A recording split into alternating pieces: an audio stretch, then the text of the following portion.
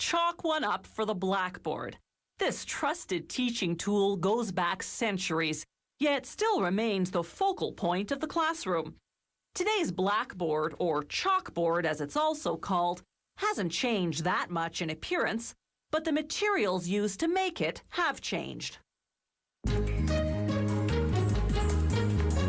Our lesson begins at the blackboard factory with thin sheets of galvanized steel that will eventually form the front and back surfaces of the blackboard. They arrive at the factory already pre-cut to standard sizes, 6, 8, 10, or 12 feet. First stop is a machine that blasts the sheets with acid. This removes any dirt that would prevent paint from adhering to the surface. As the sheets exit the cleaner, powerful fans dry them off. The paint is a type of acrylic enamel designed especially for blackboards. The factory adds a powdered mineral formulation to make it dry to a rougher texture.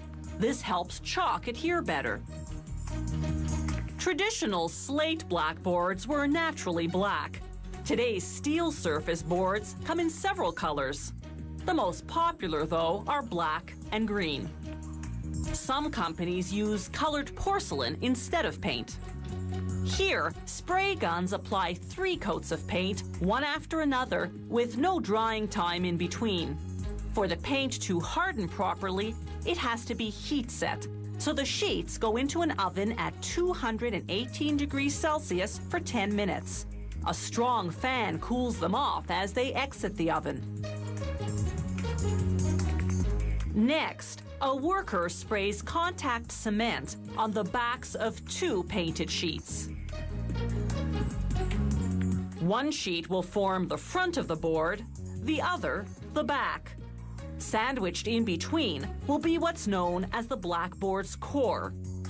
It can be made of materials such as particle board, or, as we see here, 12-millimeter thick fiberboard. Workers feed the 3 assembled layers through a high-pressure roller. It forces out any trapped air and bonds the layers tightly. They make the blackboard's frame out of one long strip of aluminum molding. It has a stain-proof satin finish. They make a series of 45-degree angle cuts. This enables them to bend the strip around the board's perimeter, creating neat corner seams. Workers file down and polish any sharp edges left by the cutting.